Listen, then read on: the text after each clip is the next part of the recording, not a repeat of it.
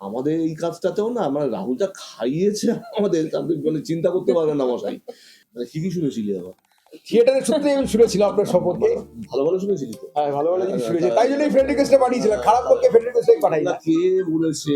তো এবার ব্যাপারটা কত হচ্ছে খারাপ একদিন লোকের কত না, বন্ধু একদিন আছে। বিকেল বেলা বন্ধুদের সাথে আড্ডা মারতে মারতে গলি ধরে হাঁটতে হাঁটতে আসছি। কিন্তু যাকে কান বলে- ধরে দাঁড়াতে একবারও বলিসনি কিন্তু। না, সেটা প্রয়োজন হয়নি তাই। সেটা প্রয়োজন হয়নি। এইটা যদি আমার কানে তাহলে উদাহরণটা দেখতে পেতাম। যে ওই সেটা কান ধরে প্রয়োজন দাঁড়াতে হয়নি। বলতেও দাঁড়িয়ে যাবে। হ্যাঁ, তা যাই হোক না ও যেটা বললো একদম খুব ভালো বাঁশি বাজায় কিন্তু একটু অভ্যাস করে না। এটা ওর একটা বিশাল বড় গুণ।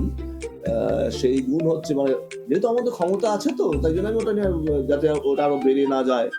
বেড়ে গেলে কি হবে আমি খুব নাম করে ফেলতে পারবো। অনেক লোক আমাকে প্রশংসা করে ফেলবে। কি দেখে ফেললাম আমি? কি দেখে ফেললি?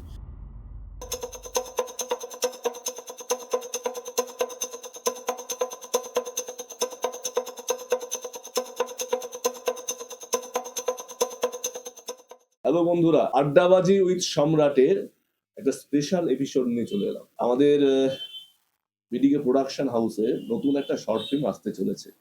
ইতিমধ্যে আপনারা তার টিজার দেখে নিয়েছেন, ইন্ট্রোডাকশন ভিডিও, পোস্টার দেখে নিয়েছেন, ট্রেলারও দেখে নিয়েছেন। আজকের পডকাস্টে আমরা পেয়েছি সেই যে প্রোডাকশনটি আমাদের নামছে হৃদবাজারে তার কয়েকজন কলাকুশলীকে।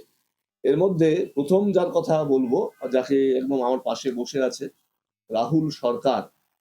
রাহুল এই ছবিটির পরিচালনার দায়িত্বে ছিল এবং টোটাল কনসেপ্ট ওর, ডিরেকশন তো ওরই এবং রাহুলের মতো এত এনার্জেটিক একজন মানুষ, ওকে আমি চিনতাম একজন মাইন্ড টিচার হিসেবে, ওকে আমি চিনতাম একজন যোগা টিচার হিসেবে।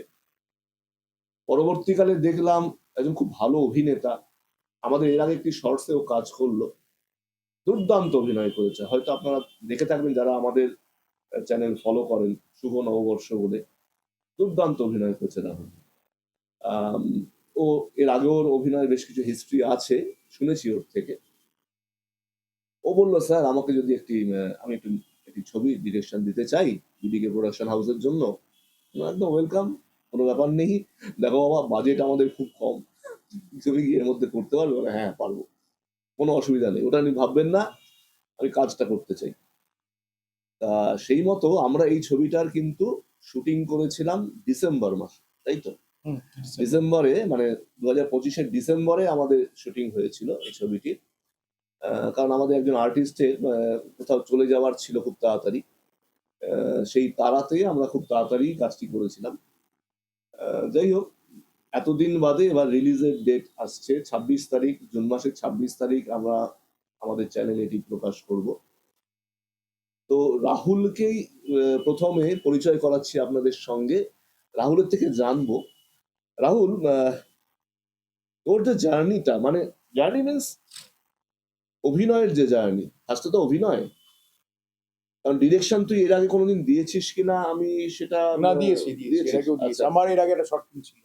শর্ট ফিল্ম ছিল এর কি আগে নাম? একটা কেন বলে, ওটাও আমার স্ক্রিপ্ট, ওটাও আমার কনসেপ্ট, আচ্ছা আমারই ডিরেকশন। ওখানেও কাস্টিং ডিরেক্টর আমিই ছিলাম, ওখানে সবই আমারই ছিল, শুধু প্রোডাকশন হাউস অন্য ছিল। এবার সোর্সার হচ্ছে এবার ওর একটা মই দিয়ে আবার পরে মইটাকে কেড়ে নেয়, যে হ্যাঁ। মানে হাফ প্রডিউসার বলতে পারেন আমিই ছিলাম ওটার। তো আমার একটা জেদ চেপে গিয়েছিল, কাজটা আমি কমপ্লিট করবই করবো।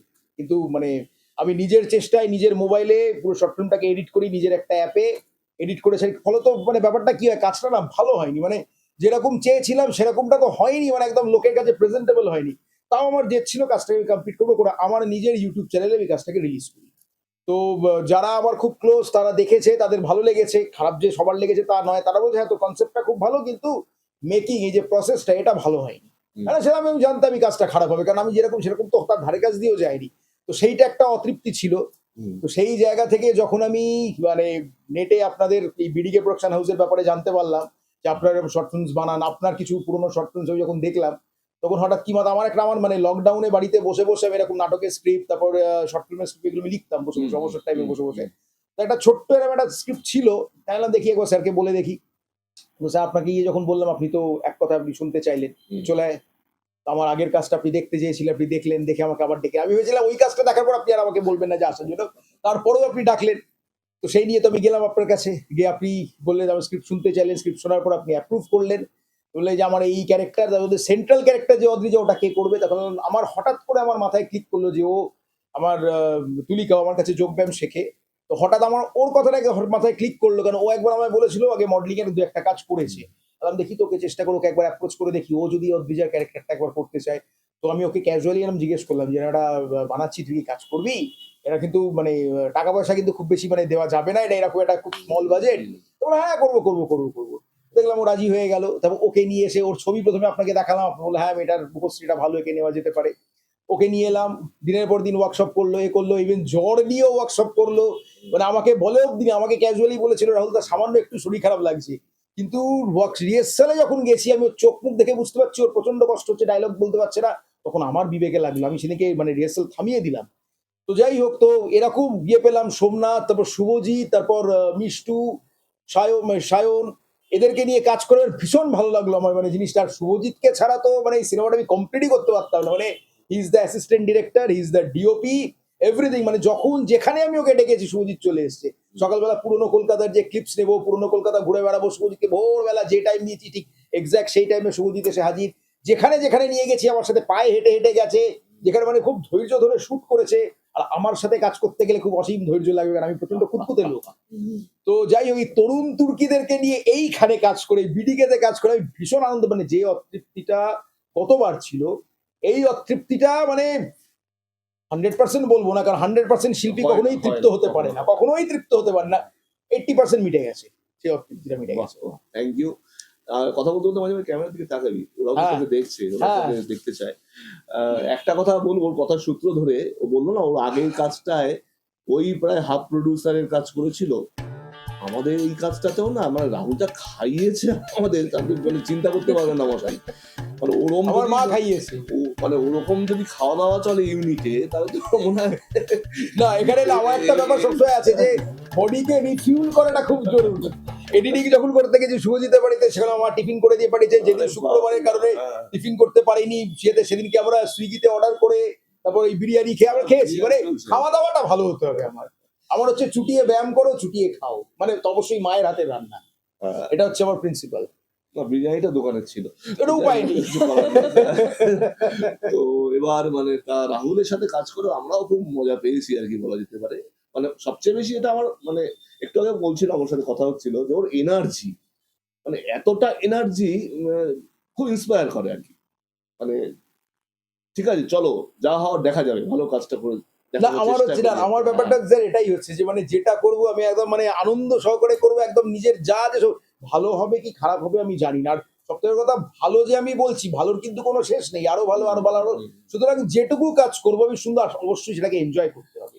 মানে একসাথে সবাই মিলে করছি, মানে যদি আনন্দ না করি তাহলে কি করে মানে হবে? আমাদের মনে হয় আমাদের সবসময় লড়াইটা নিজের সঙ্গে করা উচিত। মানে আগে আমি যে কাজটা করেছি তার থেকে আমি একদম, একদম, এগোলাম। একদম, একদম, তাই একদম। না? প্রতিদিন আমরা যাতে একটু একদম। করে গ্রো হই আরকি। আর আরেকটা ব্যাপার এখানে যেটা আমার না বললেই নয়, যেটা আরো একটা জিনিস বলে না যে থিয়েটার করতে আসা, কেন থিয়েটার বিশেষ করে সিনেমার থেকেও বেশি, যেটা যে সেলফ রেকটিফিকেশন, অপরকে অবজার্ভ করেও একটা শেখা যায়। তো একটা ঘটনা আমি বলি, যেটা আমাকে সবথেকে বেশি অভিভূত করেছিল। স্যারের অন্য জায়গায় শো ছিল। তো স্যার আমাকে বলল, "তুই চলে যা।" আমি ভেবেছি সেদিনকে বোধহয় আর ওয়ার্কশপ হবে না, রিহার্সাল হবে না। তো স্যার আমাকে বলল, "তুই চলে যা, ওরা তো থাকবে, ওদেরকে নিয়ে ওয়ার্কশপ করাবি।" আমি কথাটা শুনে আমার খুব অবাক লাগলো। এবার আমি গেলাম, শুভজিৎ ছিল, বিষ্ণু ছিল, তুলিকা তো আমার ছাত্রী, ও আমার সঙ্গেই যেত। সোমনাথ ছিল, সায়ক ছিল, আমি সবাইকে নিয়ে ওয়ার্কশপ করলাম। ২ দিন না ৩ দিন এরকম হয়েছিল। কারণ এইটা আমি ২০০৩ সাল থেকে আমি থিয়েটার করছি। বহু জায়গা ঘুরেছি, আমি নাম করব না। ছোট বড় অনেক বহু দলে ঘুরেছি, কাজ করেছি, ওয়ার্কশপ করিয়েছি। কিন্তু আমি একটা জিনিস লক্ষ্য করেছি, অধিকাংশ দলের নির্দেশকেরা না একটা কোথাও গিয়ে আমার আমার যেটা মনে হয়, একটা ইনসিকিউরিটিতে ভোগে। দলের ছেলেদের চট করে ছাড়তে চায় না। সে অন্য কোনো দলের রিহার্সাল দেখুক, খুব বেশি বাইরের নাটক দেখতে যাক। অনেক বড়, বড় দলেই আমি দেখেছি ডিরেক্টররা, মানে এমনও দেখেছি, আমি নাম করতে চাইছি না, ২ টো বড় দল উত্তর কলকাতার মুখোমুখি রিহার্সাল রুম, আমরা গেছিলাম সেখানে একটা ওয়ার্কশপ করতে। দলের কোনো একটা ছেলে পাশের দলের রিহার্সাল এরকম উঁকি মেরে দেখতে গেছে। দলের যিনি মানে একদম মানে যিনি আরকি মানে হেড যিনি, একটা ধাতানি দিয়ে, "এই কে দেখছো? চলে যা।" বলে রিহার্সাল অব্দি দেখতে দিতে চাইছেন। কারণ সে যদি মানে তার হাতছাড়া হয়ে যায়, বাইরের দলে চলে যায়। কিন্তু স্যারকে আমি ১ম দেখলাম যে এতটাই আত্মবিশ্বাসী, এতটাই কনফিডেন্স, যে আমাকে অ্যালাও করে দিল যে তার অবর্তমানে তুই আমার ঘরে যা, আমার দলের ছেলেমেয়েদেরকে তুই ওয়ার্কশপ করা। পরে যখন স্যারকে জিজ্ঞেস করেছিলাম, স্যার একটা সুন্দর কথা বলেছিলেন যে, "যে পাখি থাকার সে খাঁচার দরজা খুলে দিলেও থেকে যাবে, আর যে চলে যাওয়ার সে খাঁচার দরজা ভেঙে বেরিয়ে যাবে। এই হচ্ছে সেলফ কনফিডেন্স। এটা কিন্তু শেখার, এটা আমি এই যে জিনিসটা আমি শিখলাম না, স্যারের এই থেকে। জিনিস আছে থিয়েটারে দীর্ঘদিনই, সে তো আমার অভিজ্ঞতা আছে অনেক অনেক। সেটা ছাড়ো, ওই যে কথাটা বললো ওটা আমি খুবই বিশ্বাস করি, শেষ যে কথাটা বললো আমি বলেছিলাম বলে। সত্যি তো ওই ভাই, জোর করে কোনো কিছু তো করা যায় না, জোর করে কাউকে আটকেও রাখা যায় না, জোর করে কাউকে ঢোকানো যায় না, কোনো কিছুই হয় না। তাই জন্য চলো না, ভালো কাজটা হোক অন্তত, যেখানেই হোক না কেন ও তো শিখছে কিছু, এটাই দরকার। আমি রাহুলের সাথে আবার কথায় ফিরবো। আহ, এই সিনেমাতে আমরা দুজনকে ইন্ট্রোডিউস করছি। আমাদের এর আগের যে ছবি ছিল সহবাস, সহবাসে আমরা তিনজনকে ইন্ট্রোডিউস করেছিলাম। তিনজন, সম্রাট স্যারের অভিনয় ক্লাস বলে আমাদের একটি ক্লাস আছে। সেখানে সম্রাট স্যার নামক একজন একটু ক্লাস করান মূলত, তার সঙ্গে আরো রাহুলও আসে ক্লাস করতে, আরো দু একজন আসেন। আহ, সেখানকার তিনজন স্টুডেন্টকে গতবার আমরা ইন্ট্রোডিউস করেছিলাম। এবার একজনকে, তার মধ্যে ওই ক্লাসের একজন আছে সোমনাথ। সোমনাথকে এবার আমরা ওই ক্লাসের পক্ষ থেকে ইন্ট্রোডিউস করছি। আর তার সঙ্গে ইন্ট্রোডিউস করছি এই যে সিনেমাটি আসছে হৃদ মাঝারে, তার যে মুখ্য চরিত্র, হিরোইন, নায়িকা তুলিকা।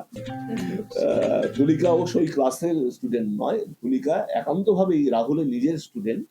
এবং সেখান থেকে রাহুলই বললো, একটু আগেই বললো ওর কথা। আমি তুলিকার কাছে আগে জিজ্ঞেস করবো, তুলিকা তুই এর আগে কখনো অভিনয় করিসনি তাই না? না, অভিনয়টা এর আগে হয়নি কখনো। আর তুলিকাকে আমি দেখি প্রচুর রিলস বানায়, হ্যাঁ রিলস হ্যাঁ, বানায়, তার reels মধ্যে তো বেশ ওই ছোটখাটো জিনিস। লিপসিং করে, নাচের ভিডিও থাকে অনেক, ওইগুলো করে, অনেকেই করে, এখন ও করছে। অভিনয়টা করার ইচ্ছে ছিল নাকি রাহুলদা বললো বলে? না, অভিনয়টা করার ইচ্ছা ছিল, তার উপরে রাহুলদা বলে দিয়েছে, মানে এই আগুনে ঘি ঢালার মতন ব্যাপারটা। কতদিন ধরে ছিল? এছাড়া বহুদিন ধরেই, সেটা হয়নি বিভিন্ন কারণে, কখনো ওয়ার্ক করেনি ব্যাপারটা, কিন্তু না না, রাহুলদা মানে যখন সেটা কি বললো- মানে হওয়ানোর কোনো চেষ্টা হয়েছিল কখনো? না, চেষ্টাটাও হয়নি, ওটা একটা সুপ্ত ইচ্ছা। তাহলে হবে কি করে? ওটা একটা সুপ্ত ইচ্ছা ছিল, বলছি তো, যে ওটা কখনো সেইভাবে ওয়ার্ক করানো হয়নি, যে ওটাকে এক্সিকিউট করানো হোক বা কিছু, সেই জিনিসটা হয়নি কখনো। তার মানে রাহুলদা যদি এবার না বলতো তাহলে তো তাহলে এটা জিনিসটা আরো ধামা হতো না, চাপা পড়ে যেত। ওরকমই থেকে যেত। ওই জন্যই তো সবসময় থ্যাঙ্কস সবার আগে রাহুলদাকে। রাহুলদা না থাকলে এই জিনিসটা হতোই না। কখনোই পসিবল হতো না। না সেটাই, মানে ধরুন ধরো আমার মনের মধ্যে একটা ইচ্ছে রয়েছে, আমি এটা করতে চাই বা এটা করবো, অত সেটা নিয়ে আমি কোনো চেষ্টাই করিনি কখনো। না, আমি চেষ্টাও করিনি। তো সেটা হবে কোত্থেকে? ওটাই হচ্ছে ব্যাপার, সুযোগও হয়নি। এবার এটা যেটা হয়েছে সেটা তো মানে হঠাৎ করে একটা চলে আসা একটা Miracle. মানে মিরাকেল। আর রাহুলদা বললো করবি, আমি বললাম হ্যাঁ করবো, এরকম হয়ে গেছে ব্যাপারটা।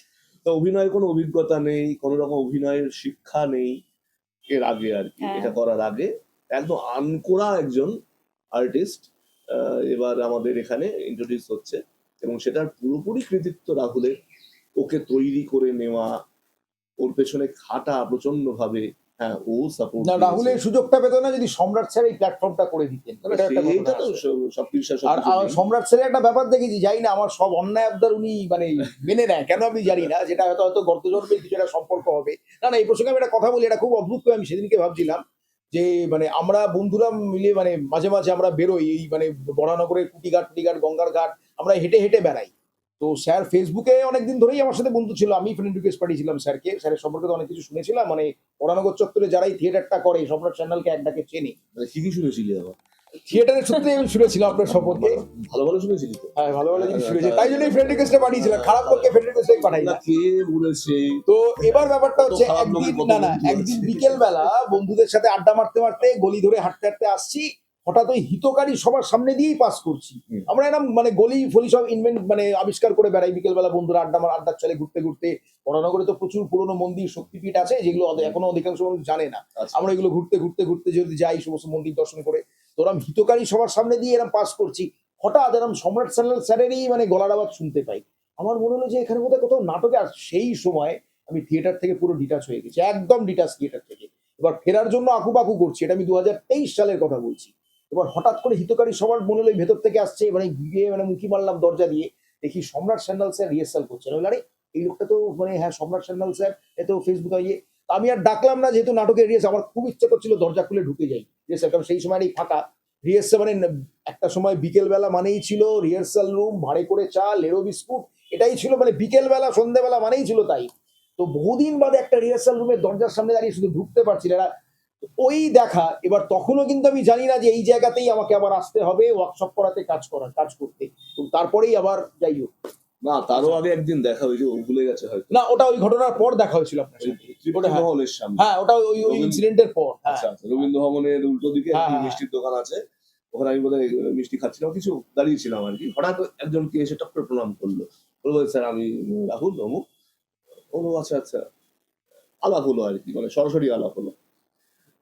যাই হোক, তা রাহুলকে পেয়ে মানে আমাদের ওয়ার্কশপের কথাও বলছি, আমরা খুব প্লিজড আর কি। মানে এত দায়িত্ব নিয়ে, এত ভালোবেসে, এত এনার্জির সঙ্গে ও ক্লাস করায়। ওর ক্লাস যারা যারা করেছে তারা এক কথায় স্বীকার করবে, এবং আমাদের অনেক স্টুডেন্ট ওর কাছে ক্লাস করে গেছে, যে মাইমের ক্লাস ও বা যোগার ক্লাস ও করিয়েছে আমাদের স্টুডেন্টদের জন্য। আর আমি এখন ওই ক্লাসের দিকে বেশি না ফোকাস করে আমি একদম শুটিং এর দিকে আসি। আচ্ছা তুলিকা, এই যে শুটিং করতে করতে মানে তোর কেমন লাগলো আগে বল আমাদের সাথে কাজ করে? শুটিং করতে, প্রথমত কাজ করতে ভীষণ ভালো লাগলো, একটা নতুন এক্সপিরিয়েন্স। সব থেকে বড় বিষয় যেটা, সেটা হচ্ছে অনেক কিছু শিখতে পেরেছি আমি, নতুন অনেক কিছু। সেটা যেমন আপনার থেকে ডিসিপ্লিন, টাইমের যে একটা মেনটেন করা, মানে আমি 10টায় আসবো মানে আমি 10টাতেই আসবো, আমি 10টা একে আসবো না, এই জিনিসটা। মানে এগুলো আমরা ভুল করি এখনো, কিন্তু আপনাদের এগুলো ভুল হয় না। তো এই জিনিসগুলো থেকে অনেক না, কিছু থিয়েটারে যে শেখার করছে আছে। অন্তত 1 বছর করছে, তার তো এটা মানে তার কাছে পাপ এটা practically। সেটা অবশ্যই, কিন্তু মানে অনেক কিছু, তারপর কাজের ক্ষেত্রে অনেক কিছু শেখা, কখন কোনটা বলা উচিত, কখন কিরকম এক্সপ্রেশন দেওয়া উচিত, each and every single thing অনেক কিছু শিখেছি আমি, সত্যি বলতে। খুব আমরা ভালো লেগেছে আমার, প্রচন্ড ভালো এক্সপিরিয়েন্স। আমরাও মানে তুলিকার সাথে মানে খুব কি বলবো, খুব আগ্রহী, এবং মানে কাজ শিখতে আগ্রহী, কাজ করতে খুব ডিসিপ্লিন, এমন একটি মেয়েকে পেয়েছি আমরা, বলা যেতে পারে ইউনিটে অ্যাজ এ হিরোইন। না, তুলিকা প্রসঙ্গে আরো একটা আমি বলতে চাই যে একটা ঘটনা তো আমি বললামই যে জ্বর নিয়ে ওইভাবে রিহার্সাল করা। আর ওকে ওকে আমার অ্যাপ্রোচ করার পেছনে আরেকটা কারণ ছিল। এক তো আমার মানে যোগের ক্লাসও সব থেকে রেগুলার ছিল ইয়াংদের মধ্যে, যে শীতকালেও কাঁপতে কাঁপতে ঠিক চলে আসতো। এটা একটা, তাই জন্য ওর কথাটা সবার আগে আসে। আরো অনেক ইয়াং মেয়েরা আছে, ইয়াং ছেলেরাও আছে, কিন্তু তারা কেউ রেগুলার না। বিশেষ করে অদ্ভুত ব্যাপার, শীতকালে যখন ওই 8 ডিগ্রিতে নেমে গেল, ইয়াংরাই বেশি দেখলাম বয়স্কদের থেকে বেশি রেগুলার হয়ে যেত। তুলিকা কিন্তু আসতো, ওর মানে একদম 95% অ্যাটেন্ডেন্স ছিল, তাই জন্য ওর দিকে আবার ইয়েটা সবার আগে গেল। আর দ্বিতীয়ত হচ্ছে, আমি যেটা অবজার্ভ করি, আমিও তো যেহেতু একজন টিচার, একটু অবজারভেশন পাওয়ার তো এসছে, তো ওকে দেখে আমি যেটা অবজার্ভ করে দেখলাম, যে এটা আমার গুরু বলেছিলেন যে স্টুডেন্ট ব্রিলিয়েন্ট কিনা সেটা ম্যাটার করছে না, সে ওবিডিয়েন্ট কিনা, ডিসিপ্লিন একদম, কিনা, এটা একদম, ম্যাটার একদম, করছে। একদম। কারণ যদি ওবিডিয়েন্ট হয় তাহলে তাকে ব্রিলিয়েন্ট বানিয়ে দেওয়া যাবে। তো তুলিকার মধ্যে দেখলাম সেই, মানে কি বলবো, যে ভয়ঙ্কর ওবিডিয়েন্ট। মানে আমি যেটা বলবো, আমি যদি বলি কান ধরে দাঁড়িয়ে থাকতো, কান ধরে দাঁড়িয়ে থাকবে, যতক্ষণ না হাত নামাতে বলবো হাত নামাবে না। এই জিনিসটা তুলিকার মধ্যে আমি দেখেছিলাম, তাই জন্য ওকে অ্যাপ্রোচ করবে, এটা একটা অন্যতম কারণ ছিল তুলিকার। এই এবং উদাহরণটা যেটুকু আমি এক্সপেক্ট করেছিলাম তুলিকার থেকে, তার থেকেও বেশি আমি পেয়েছি। ও আমাকে একদম ঢেলে দিয়েছে। কিন্তু কান ধরে দাঁড়াতে এখনো বলিস নি। না, সেটা প্রয়োজন হয়নি, তাই সেটা প্রয়োজন হয়নি। এইটা যদি আমার মানে একটা উদাহরণটা দেখতে পেতাম, যে ওই সেটা কান ধরে প্রয়োজন দাঁড়াতে হয়নি। বলতো, দাঁড়িয়ে যাবে। হ্যাঁ, তা যাই হোক না, ও যেটা বললো একদম অক্ষরে অক্ষরে সত্যি। আমরাও কাজ করতে গিয়ে যেটুকু দেখেছি তুলিকাকে, খুবই ডিসিপ্লিন একটি মেয়ে, এবং অন্তত আমাদের কাজের ক্ষেত্রে যা দেখেছি। এবং অভিনয় তো সবাই শিখে সব সময় আসে না, কিন্তু শেখার যে চেষ্টা, যে কাজটা করতে করতে আমি ভালো কাজটা করব, এর একটা ইচ্ছে, সেটার জন্য যতটা দেয়া সম্ভব নিজেকে, ক্লান্তিহীন ভাবে আর কি, যে কাজ করতে করতে আর পারছি না এরকম কিন্তু কোনো ভাব নেই তার।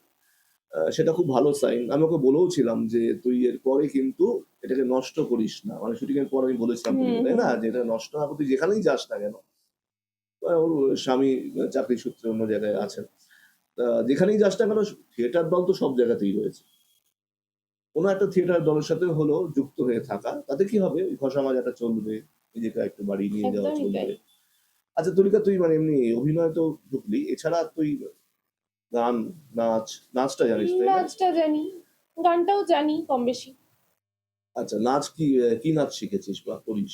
নাচ শিখেছি বলতে খুব ছোটবেলায় শিখতাম, মানে খুব বেশি দিন আমি শিখিনি, আমি হার্ডলি 3 থেকে 4 বছর নাচ শিখেছি। আচ্ছা, তারপরে কি কি নাচ আর মানে কি শেখা হয়নি। কি ঘরানার কি ছিল? আমি ওয়েস্টার্ন শিখতাম। ওয়েস্টার্ন। আচ্ছা হ্যাঁ, আচ্ছা। ওয়েস্টার্ন শিখতাম। আর তারপরে গানটা আমার আমি গিটার শিখেছি অনেক বছর। তার গানটা আমি বলতে গেলে ওই মা জোর করে পাঠিয়েছিল বলে 1 বছর শিখেছিলাম, নাহলে আমি বাড়িতে এসে বলেছিলাম আমার এই হারমোনিয়ামের প্যা প্যা আওয়াজটা ঠিক ভালো লাগে না, আমি যাবো না। সেই জন্য আর গানটা এইভাবে শেখা হয়নি, কিন্তু পারি গান করতে। সেই পাড়ার প্রমাণটা আজকে আমরা কিন্তু এই পডকাস্টে একবার নেব। যে এটা একটু পরের দিকে, শেষ দিকে নেবো আর কি।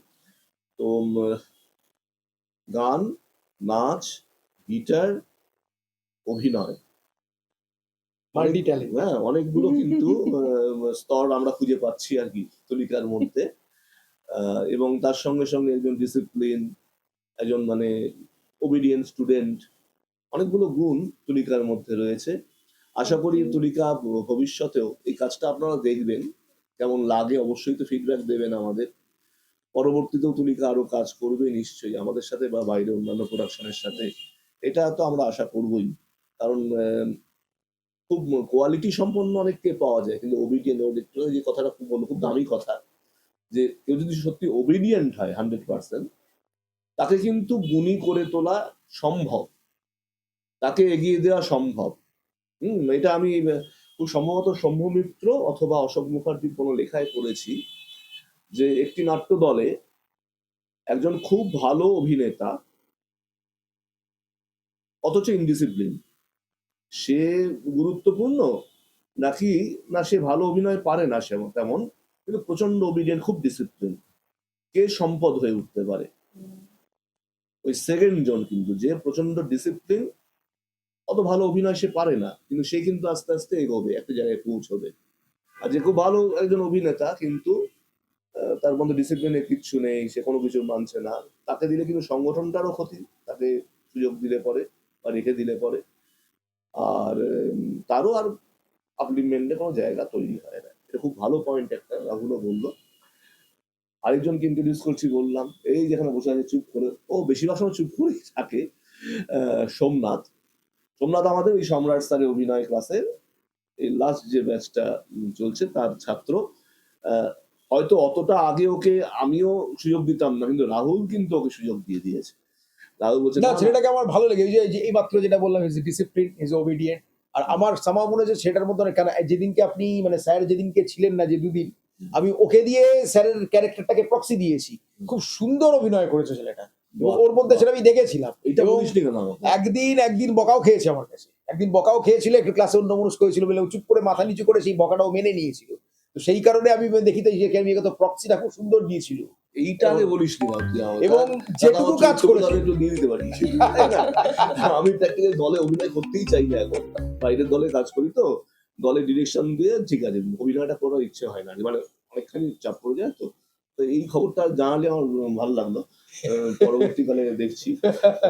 তা এবার সোমনাথ একটু বল, সোমনাথ হঠাৎ অভিনয় এলি কেন? অভিনয় করবো জানতাম না, বাঁশির জন্য আপনার কাছে এসেছিলাম। হ্যাঁ, এটা বলে দিই, ও বাঁশি খুব ভালো বাজায়, খুব ভালো বাঁশি বাজায়, কিন্তু একটু অভ্যাস করে না। এটা ওর একটা বিশাল বড় গুণ। সেই গুণ হচ্ছে মানে, যেহেতু আমাদের ক্ষমতা আছে তো, তাই জন্য আমি ওটা নিয়ে, যাতে ওটা আরো বেড়ে না যায়, বেড়ে গেলে কি হবে, আমি খুব নাম করে ফেলতে পারবো, অনেক লোক আমাকে প্রশংসা করে ফেলবে, অনেক হয়ে যাবে, তাই ওই ভয়ে ও আর ওটাকে প্র্যাকটিস করে। কিন্তু ওর মধ্যে গুণটা আছে, ও খুব ভালো বাঁশি বাজায়। এবং আমাদের একটি নাটক, চরৈবেতি বলে একটি নাটক, সেই নাটকে আমি প্রথমে ভেবেছিলাম লাইভ মিউজিক করাবো, লাইভ মিউজিশিয়ান দিয়ে। তাই জন্য খুঁজছিলাম বিভিন্ন রকম ইনস্ট্রুমেন্ট, বাঁশি খুঁজছিলাম। তখন সৌমাল্য বলে আমার পরিচিত একজন মানে বাঁশি বাদক আছে, ও রেকমেন্ড করে ওকে, বলে এই ছেলেটিকে পাঠাচ্ছি, দেখো কাছাকাছি থাকে, আচ্ছা একটা ভালো ভালো বাজায়, এরকম একটা বলে এসেছিল। তো ও যদি এলো কথা বলতে, তা আলটিমেটলি আমি আর লাইভ মিউজিকে যাইনি, পরবর্তী রেকর্ডিং মিউজিকেই গেছি। ও প্রথম দিনই বলে, আচ্ছা এখানে কি থিয়েটার করা যায়, শেখা যায়? তাহলে হ্যাঁ, তা তো যায়। আমি তাহলে শিখি। এটা হচ্ছে গত বছরের আগস্ট মাসের শেষ দিকে, তাই না?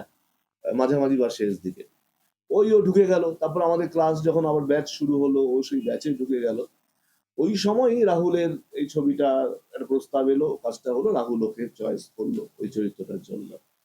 তা অভিনয়টা যে করব, তুই তো এমনি পড়াশোনা করেছিস বা করিস আর কি, তাই না? গ্রাজুয়েশন কমপ্লিট হচ্ছে সম্ভবত। কমপ্লিট হলো, মানে পরীক্ষাটা হয়ে গেল, কি নিয়ে পড়াশোনা করলি? আমি এই বিটেক ইঞ্জিনিয়ারিং আইটি নিয়ে। পুরো Brilliant student. পুরো অন্য দিকের ব্যাপার স্যাপার, তাই? এবার আমি বাঁশি বাজাতাম, সেখানে সৌমাল্যটা ছিল। হ্যাঁ, তো উনি বলেছিলেন যে নাটক দেখতে, মানে ওনার একটা নাটক দেখতে, ওনার নাটক একটা দেখতে গেছিলাম, সেন্টার স্টেজে করেন উনি। তো সেটা দেখে আমার মানে খুব ভালো লেগেছিল, মানে একদম মানে কোনোদিন এত ভালো লাগেনি। অনেক সিনেমা দেখেছি, অনেক কিছু দেখেছি, কিন্তু নাটকটাই প্রথম দেখা। হুম। তো ওখান থেকে দেখি একটা মানে মনে মনে হচ্ছিল যে হ্যাঁ, করতে পারলে ভালো হতো। তারপর আপনার কাছে এসে দেখলাম যে এখানে তো সেই জিনিসই হচ্ছে, তো সেই জন্য মনে হলো যে হ্যাঁ, করতে, আর সেই জন্য চলে আসি। সেখান থেকে শুরু। ফোর্থ ইয়ার তো জন্য চলে আসি, হ্যাঁ, অনেক সময় ছিল। মানে ওদিকটা যেতে শেষ হতো। হয়ে যাবে, আমি চলে আসি। আচ্ছা, একটা কথা ও বললো, এটা নিয়ে একটু জানবো যে সিনেমা অনেক দেখেছিস, নাটকটা প্রথম দেখে খুব ভালো লাগলো, তাই না? মানে সিনেমা দেখেছিস, সিনেমা তো ভালোই লাগে দেখতে, নিশ্চয়ই তাই জন্যই মানুষ দেখে। নাটকটা দেখে হঠাৎ খুব ভালো লেগে গেল। দুটো মিডিয়া, অভিনয় তো দুটো মিডিয়া, একটা ক্যামেরা মিডিয়া, একটা থিয়েটার, যেটা একদম সামনাসামনি হচ্ছে। দুটোর মধ্যে ভালো লাগার যদি আমি তুলনা করতে বলি, তাহলে কোনটাকে বেশি রাখবি এই মুহূর্তে দাঁড়িয়ে? নাটকটা নাটককে রাখবি, কেন রাখবি? কারণ প্রথম যখন দেখেছিলাম ওটা মানে মানে লেগেছিল আর কি ভিতরে, মানে আমি এত কাঁদিনি প্রথম নাটক দেখে, এত কেঁদেছিল, মানে মানে মানে মনে হয়েছিল এটাই মানে কি কি দেখে ফেললাম আর কি। কি দেখে ফেললি?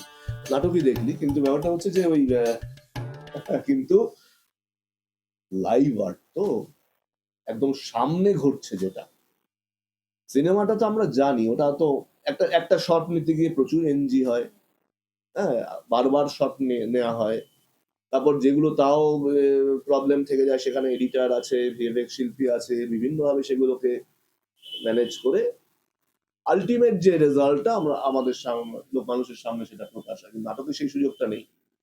নাটকে আর নাটকে আরো একটা সুযোগ আছে, সিনেমায় যদি কোনো ভুল করি, ভুলটাই এই যে বিশেষ করে এডিটিং এর সময় এই সেই জায়গাটা ভুল হয়ে গেল রে, আর কিছু করার কিন্তু থিয়েটারে সেটাকে শুধরে নেওয়ার একটা সুযোগ থাকে কিন্তু সেকেন্ড শোতে। সেকেন্ড শোতে, সেই Second. শোতে নয়, সেই শোতে, সেই শোতে কিন্তু সেকেন্ড বা থার্ড শোতে। সেই শোতে যে একবার বেরিয়ে গেল, হ্যাঁ, মানে মঞ্চে উঠে যাওয়ার পর পরিচালকের আর কিছু করার থাকে না। আর কিছু করার নেই। তখন পুরোপুরি অভিনেতাদের জায়গা। ওই নায়ক ছবির যে সংলাপ, যে অভিনেতার সামনে, যে মঞ্চবিদের সামনে এতগুলো কালো কালো মাথা তার ইন্সপিরেশন, কিন্তু সিনেমায় সে এডিটারের হাতে পুতুল, ক্যামেরাম্যানের হাতে পুতুল, ডিরেক্টরের হাতে। ডিরেক্টর হাতে পরিপূর্ণভাবে পুতুল আর কি। আর এখানে ডিরেক্টরস মিডিয়া, এটা সিনেমাটাকে বলা হয় ডিরেক্টরস মিডিয়া, ক্যামেরা।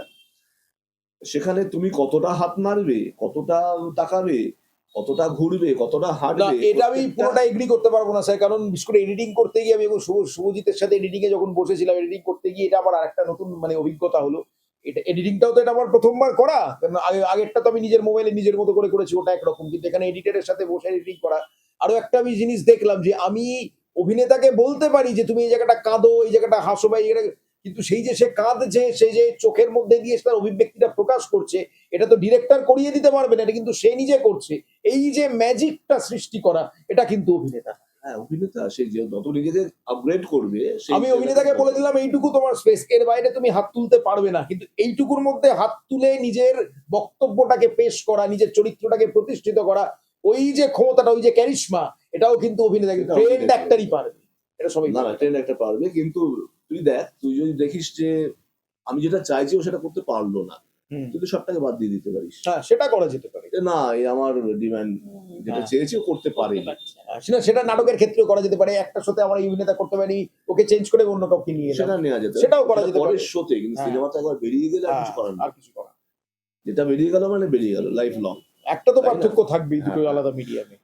থিয়েটারে ওই আমি আমি জানো ব্যক্তিগতভাবে আমি বলি, আমি সিনেমার পোকা ছিলাম ছোট থেকে, হুম। একদম ছোট থেকে, মানে ধর 4-5 বছর বয়স হবে হয়তো। আমার বাড়িতে তখন টিভি ছিল না, শনি রবিবার করে সিনেমা দেখানো হতো টিভিতে, দূরদর্শনে, একদিন বাংলা একদিন হিন্দি, উত্তম সুচিত্রা। আরো অনেক। তা ওই পাড়ায় কিছু কিছু লোকের বাড়িতে তখন টিভি আছে, সেখানে প্রচুর মানুষ যেত, তারা ফরাস পেতে দিত প্রচুর, মানে সিনেমা মানে হলের শো হচ্ছে যেন সেই সময়টা, তারা চা বিস্কুট দিচ্ছে দিচ্ছে সবাই আপ্যায়ন মিলে করছে। হ্যাঁ, একসাথে দেখছি। 4-5টা বাড়িতে টিভি আছে, সেখানেই পুরো পাড়ার লোক, এখানে কিছু ওখানে কিছু। আমাকে আটকে রাখা যাবে না বাড়িতে, বাড়িতে তখন টিভি নেই, আমাকে আটকে রাখা যাবে না, আমাকে, আমি পালাবই। তো যা হচ্ছে তাই গিলছি, কি বুঝছি না বুঝছি কেউ জানে না, কিন্তু যা হচ্ছে তাই গিলছি, এরকম পোকা ছিলাম। পরবর্তীকালে একটু বড় হলাম, তখন হলে যাওয়া শুরু হলো। আমাদের বড়নগরে প্রচুর হল ছিল, 6টা মতো সিনেমা হল ছিল। খুব ঘুরতাম, সিনেমা হলে যেতাম এবং মানে কখনো বাড়িতে বলে, বেশিরভাগ না বলে এবং লুকিয়ে লুকিয়ে বন্ধুদের সাথে এরকম পোকা ছিলাম সিনেমা। আর সিনেমায় একটা অভিনয় করবো, মাধ্যমিক দেওয়ার পর থেকে স্টুডিও ফুডিও ঘোরা টোরা, যদি চান্স পাওয়া যায় এসব ছিল। কিন্তু মাধ্যমিক দেওয়ার পরে ওটাও যেমন ছিল, আবার থিয়েটারটাও শুরু হলো আমার। আস্তে আস্তে আস্তে আস্তে খুব সত্যি কথা বলছি, মানে একদম 100%, এখন না সিনেমা অতটা টানে না আমাকে, থিয়েটার যতটা টানে। থিয়েটার মানে প্রচন্ড ভাবে টানে, নিজের দল হোক অন্য দল হোক যেভাবেই হোক না কেন, সিনেমা দেখা বা করা। সিনেমা যে খুব খারাপ লাগছে সেটা বলছি না, কিন্তু সেই আকর্ষণটা আর নেই সিনেমার প্রতি। মানে এটা এতটাই রিয়েল, এতটাই তার মানে ওই যে আমি একটা ডায়ালগ বললাম সাথে সাথে হাততালি উঠলো, বা যেদিন আমি পারলাম না ভালো করতে, আমি মঞ্চে দাঁড়িয়ে বুঝলাম দর্শক সেটা নিল না ঠিক, এটা অদ্ভুত যোগাযোগ। তাই না? তা এই জিনিসটা তো সিনেমাতে সম্ভবই না। সিনেমাতে তো কবে সে রিয়াকশন জানাবে তবে বুঝতে পারবো ভালো লাগলো খারাপ, এই ব্যাপারটা থাকে। না, আর এই যে আপনি যেটা বললেন যে আমি এটা মানে অভিনয় করলাম বা সংলাপ বললাম, দর্শক হাততালি দিল, কিন্তু বহু ক্ষেত্রে এমন আমি দেখেছি, এটা নিজে থিয়েটার করতে গিয়ে বা অভিনয় করতে গিয়ে দর্শক যদি হাততালি নাও দেয়, অদ্ভুত ভাবে সেই ভাইবসটা চলে আসে যে আমি আসে আসে বুঝতে পারছি যে দর্শকের ভালো লাগছে। আসে আসে আর সেই যে প্লেজার, সেই যে মুহূর্ত, ওটা কোটি টাকা দিয়েও মার্কেট থেকে কেনা যায় না, ওটা কেনা যায় না। You can buy. আমার কোনো কোনো দিন মনে হয় যে সবই তো করছি কিন্তু সেই জিনিসটা হচ্ছে হচ্ছে না, না। সেই জিনিসটা হচ্ছে না।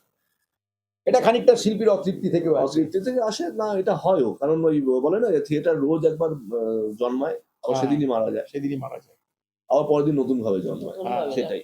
তা সোমনাথের এই বাঁশি বাজাতে এসে থিয়েটারে ঢুকে পড়া, ও থিয়েটারে ঢুকে পড়া থেকে রাহুলদার হাতে গিয়ে পড়া এবং একটি সিনেমায় অভিনয় করা, এবং সেই সিনেমাটি বেরোতে চলেছে হিট বাজারে, সেখানে সোমনাথকেও আমরা ইন্ট্রোডিউস ভালো কাজ করেছে, খুব ভালো কাজ করেছে। রাহুল দা তো মানে প্রশংসায় পঞ্চম। রাহুল দাকে আমি আজ অব্দি কাউকে নিন্দে করতে শুনি না, কারণ আর প্রশংসা করে, সবাইকে ভালো লাগে। ঠাকুর শ্রীরাম কৃষ্ণদেবের একটা কথা আছে না, যে আপনি আমি যা জগৎ দেখি তা। একদম, বলেছি একদম। তাই। সত্যি, এটা খুব সত্যি কথা। যেন এই মানুষটি প্রচন্ড ভালো মানুষ, আমি ওর সামনেই বলছি, খুব ভালো মানুষ, খুব ভালো মনের মানুষ একজন। তাই জন্য ভালো ভালো মানে পরিষ্কার জলে তো পরিষ্কার প্রতিবিম্বটাই আসবে, ভালো জিনিসটাই মানে প্রতিভাত হবে আর কি। তা সোমনাথও ওর যা ওই সময় আরো 6 মাস আগে যতটুকু ও গেন করতে পেরেছিল সেই অনুযায়ী চেষ্টা করেছে, চেষ্টা সবাই করেছে কম বেশি। আরো দুজন অভিনয় আছে, তারা যেহেতু নতুন নয় তাই জন্য তাদেরকে আর আজকের পডকাস্টে রাখিনি। সোমনাথ কাছে শুধু এইটুকু শুনবো, তোর তোর কাজ করে কেমন লেগেছে এই হিদমাজারের ছবি? খুবই ভালো লেগেছে। আর এত খেয়েছি মানে সেটাও আরো এই ভালো তুলিকার লেগেছে। মা আমার মা দুজনেই। খাওয়াটাই মেন হয়ে ও গেছে। তুলিকার মাও রান্না করে পাঠিয়েছে, আমার মনে করে মিষ্টুর মাও রান্না করে পাঠিয়েছে, এক দিয়ে পাঠিয়েছে। তাহলে কি আমরা এরপর থেকে রাহুলকে যখন ডিরেক্টর নেবো অন্য কোনো ছবিতে, আমরা বিজ্ঞাপন দিয়ে দেবো, যারা যারা ভালো খেতে চান আর তারা আমাদের সাথে অবশ্যই কাজ করতে চলে আসুন। প্রচুর ভালো ভালো খাবারের ব্যবস্থা থাকছে এখানে। না, বডিকে রিফিউল করতে, মানে আমি আমার পিতামহের ন্যায়, আমার মাতামহের ন্যায়, আমার মানে দুই দিককার দাদুই মানে খেতেও ভালোবাসতো, খাওয়াতে ভালোবাসতো না। তবে মায়ের বাবা যিনি, তিনি নিজে খেতে পারতেন না, কিন্তু মানুষকে খাওয়াতে ভালোবাসতেন। আর আমার পিতামহ যিনি, তিনি যেরাম খেতে পারতেন, মানুষকে খাওয়াতে, মানে এটাও আমার দিদার মুখ থেকে শোনা। যখন মানে সম্বন্ধ দেখা সবে চলছে মায়ের সাথে, একদিন গেছে, খেতে দিয়েছে দিদা, একটা মানে আচারের একটা শিশি থেকে দিদা 1 চামচ আচার বার করে দাদুকে দিয়েছে। ভালো লেগেছে, তাহলে দিন দিন দিন বলে দিদার হাত থেকে পুরো শিশিটাই কেড়ে নিয়ে পুরো শিশিটাই উড়িয়ে দিল।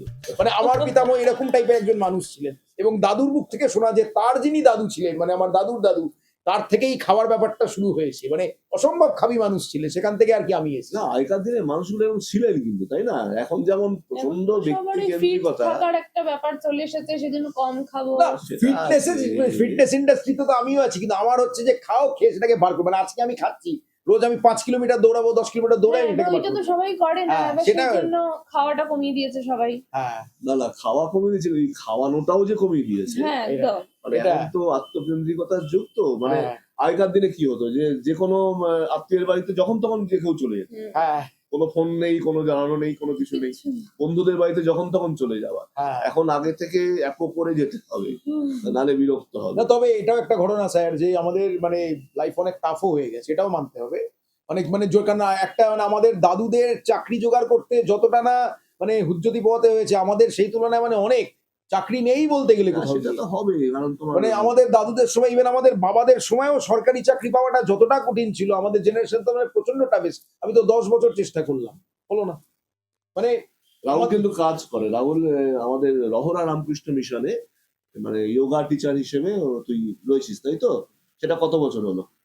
এই তো 8 বছর হবে, 2018 সাল থেকে। 8 বছর ধরে ওই কাজটি করছে। এটাই ওর মূল প্রফেশন এই মুহূর্তে দাঁড়িয়ে। কিন্তু এছাড়াও ও অন্যভাবে যোগা শেখায়, অনেক জায়গাতেই শেখায়, অনলাইনেও শেখাস, তাই তো? যারা দেশ বিদেশে যারা থাকে তারা বিদেশ online থেকে এ প্রচুর স্টুডেন্ট ওর কাছে শেখে। এবং যথেষ্ট, আমি তোর ব্লগগুলো অনেক সময় দেখি, ও ছাড়ে। এবং খুব একজন মানে দায়িত্বশীল টিচার হলে যেরকম হয় আর কি, সেভাবেই ও কাজ করায়। একদম বাচ্চা থেকে বয়স্ক সব রকম স্টুডেন্ট না, দেখেছি। আমার একটা সমস্যা হচ্ছে যে আমি নিজে ছাত্র ভালো ছিলাম না, একদমই ছিলাম না। তো এবার সমস্যা হচ্ছে স্বাভাবিকভাবে, যেহেতু আমি নিজে ছাত্র ভালো ছিলাম না, সেহেতু টিচারদের কাছে আমি প্রিয় ছিলাম না। এবার আমার কি সমস্যা হচ্ছে, এটা কোনো এই অভাবটা আমি খুব ফিল করেছিলাম আমার ছাত্র বয়সে, যে মানে বাড়িতে গার্জেনরা বলুন, স্কুলের টিচাররা বলুন, আমার প্রবলেমটা কেউ শুনছে না। পরীক্ষার নম্বর কম পেয়েছি, সবাই এসে 1 by 1 জ্ঞান দিয়ে দিয়ে চলে যাচ্ছে। তো সেই কারণে আমি যখন থেকে টিচার হলাম, আমি একটা জিনিস ঠিক করেছি, আমি জ্ঞান দেবো না, আমি স্টুডেন্টের কথা শুনবো। এবার আমার স্টুডেন্টদের আমি সবসময় বলি, তোমার মনে যা দুঃখ আছে, যা যন্ত্রণা, আমাকে বলো, আমি শুনছি। তোমার প্রবলেম আমি সলভ করতে পারবো না, আমি শুনবো, তুমি মন খুলে কথা বলো, তোমার মন হালকা করো। এবার একটা আলোচনার মাধ্যমে আমি চেষ্টা করবো প্রবলেমের যদি কিছু সলিউশন বার করা যায়। তোমার প্রবলেম তোমাকেই সলভ করতে হবে। এমনও বহুবার হয়েছে স্টুডেন্টরা কাঁদতে কাঁদতে হাওয়াও করে আমাকে জড়িয়ে ধরেছে। মানে তারা তারা নিজেরা আমাকে একটা কথা বলেছে, স্যার জ্ঞান দেওয়ার লোক প্রচুর পেয়েছি, কিন্তু আপনার মতো এই মন খুলে কথা বলার লোক আমি পাইনি। মানুষ আজকে এই জায়গাটা খুব ল্যাকিং, যে তার কোনো বন্ধু নেই। তাই জন্য আমি টিচার না, আমি সবসময় চেষ্টা করি প্রিয় বন্ধু হয়ে ওঠার, বেস্ট ফ্রেন্ড হওয়া। কারণ বেস্ট ফ্রেন্ড এমন একটা জায়গা যে তাকে যেন সব কথা খুলে বলতে পারে। সোমনাথকে একদিন আমি খুব বকাবকি করেছিলাম, কারণ ওই যে যখন রিহার্সাল চলছে আপনারই একটা সিন, তো স্যার আমাকে মানে একজন অভিনেতা, একজন ইয়েতে, যে স্যারের প্রসঙ্গে তো আমি পরে আসবো, আগে সোমনাথের ব্যাপারটা বলেনি। স্যার আমাকে একটা কথা জিজ্ঞেস করে যে অদ্রিজা সাথে একটা সিন ছিল, তো স্যার আমাকে একটা কথা জিজ্ঞেস করে যে এই সিনটা কি এরকম হবে। তো আমি তখন সাইডে দেখছি সোমনাথ একটু অন্যমনস্ক হয়ে আছে, তো আমি তখন আর কিছু বলিনি। পরে আমি সোমনাথকে বললাম যে হ্যাঁ রে, স্যার যে আমাকে এই কথাটা জিজ্ঞেস করলো, কেন জিজ্ঞেস করলো, কি কারণ, দেখি চুপ করে বসে আছে। তো সেটা নিয়ে আমি একটু বকাবকি করি। আর তখন আমি ওকে বলি, তুমি কিন্তু নেক্সট দিন যে স্যার আসবে না, তুমি কিন্তু স্যারকে একটা তুমি প্রক্সি দেবে, আর যদি না হয় তখন কিন্তু আমার খুব খারাপ রূপ দেখবে। আমি অদ্ভুতভাবে অবাক হয়ে গেলাম, এটা আশা করিনি সোমনাথ এত সুন্দর প্রক্সি দিল। মানে জাস্ট লাইক আ ম্যাচিওর অ্যাক্টর, মানে একজন বিজ্ঞানের কাছ থেকে ওইটুকু এক্সপেক্ট করা সম্মানে ইয়ে না। তাই জন্য বলছি, সোমনাথ, তুলিকা তো আছেই, শুভজিৎ, বিষ্ণু, সায়ন, প্রত্যেকের থেকে যে মানে ইয়েটা পেয়েছি। এবার না, আপনার প্রসঙ্গটা আমি একদম লাস্টে বলবো, বলেন সবাইকে। ঠিক আছে। না, আচ্ছা, রাহুল সম্বন্ধে আমি যেটা শুনেছি, আমার আরেকজন পরিচিত মানে ভ্রাতৃপ্রতিম এবং বন্ধুই বলা যেতে পারে, শিবশঙ্কর রায়, ব্যাচমেট। ওর ব্যাচমেট। শিবশঙ্করের কাছে আমি যেটা শুনেছি, রাহুল নাকি ছোটবেলায় ক্লাসে একদম পেছন দিকে কোনো বেঞ্চে চুপ করে বসে থাকে, একটাও কথাবার্তা নেই, সুবোধ বালক বলে যেটা হয়, সেই রাহুল এখন এত কথা বলে কি করে? মানে এই ট্রান্সফরমেশনটা কি করে হলো? এটা থিয়েটারের জন্যই হয়েছে। 2003 সালে যখন প্রথম মানে মানে আমরা 5 জন বন্ধু মিলে থিয়েটার করা শুরু করেছিলাম।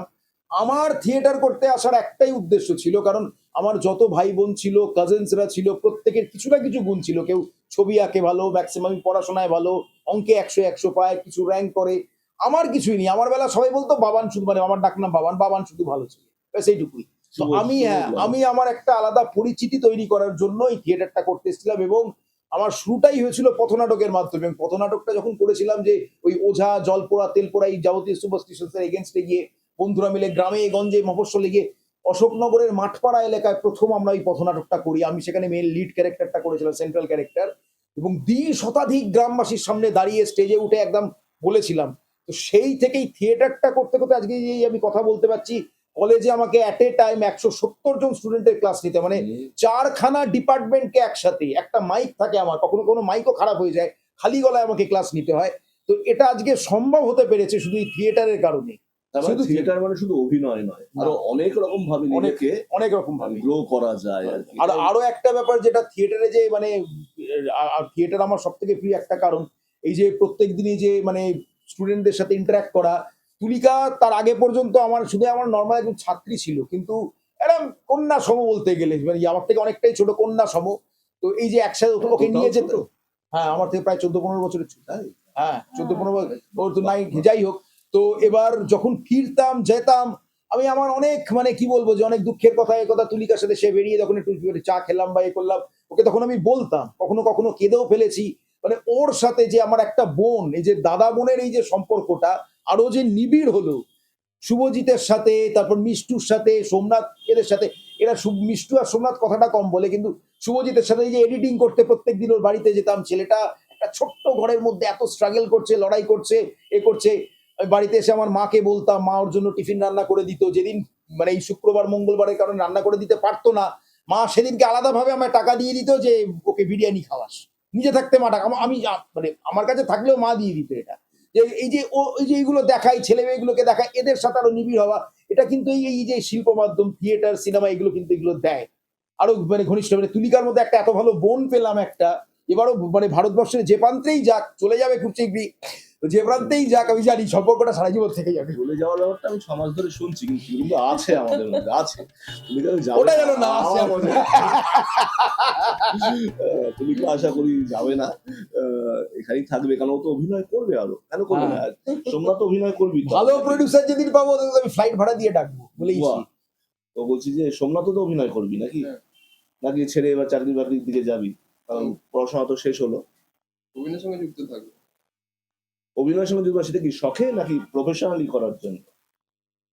দুভাবে তো থাকে আমাদের মানুষ, অনেকে ভাল লাগে এর মধ্যে যুক্ত আছে এই অবধি, আর একদল থাকে যে না আমি এটাই করবো, এটাই আমার প্রফেশন, বাঁচি মরি এটাই করবো।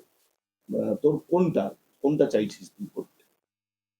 অভিনয়টাই করতে চাইছি। অভিনয়টাই করতে চাইছিস, আচ্ছা দেখা যাক না, কতদূর আমার সেটা একটা রাখতে পরিকল্পনা পারে। আছে সুপ্ত হয়ে, যে সোমনাথ এই যে এত সুন্দর বাঁশি বাজে, যেটা আপনাদের প্রোগ্রামে আমি দেখলাম, হ্যাঁ। আমি যেতে পারিনি, সেটা আমার গুরুদেবের আশ্রমে গিয়েছিলাম, ফিরতে লেট হওয়ার কারণে। আচ্ছা, আচ্ছা। তো পরে যখন দেখলাম, তো সোমনাথের বাঁশিটা শুনেই ভাবছিলাম আমার যে পরবর্তী যে মানে নাটকের যেটা জাত গেল, যেটা আপনাকে বলেছি, যেখানে আপনাকে ওই হবির খাঁর ক্যারেক্টারটা করতে হবে, সোমনাথের সেই হবির খাঁ, কবির খাঁ। হ্যাঁ সোমনাথের সেই বাঁশিটাকে আমি কাজে লাগাবো। কারণ আমার ওই নাটকে আমি এই পুতুল নাচ, পটের গান, আমাদের বাংলার যত শিল্প আছে সেগুলোকে যেহেতু ইনক্লুড করছি, বাঁশিও তার মধ্যে হ্যাঁ, থাকবে। ওর কাছে অনেকগুলো একদম। বাঁশি আছে, কোনো অসুবিধা এটা আমি ভেবে রেখেছি।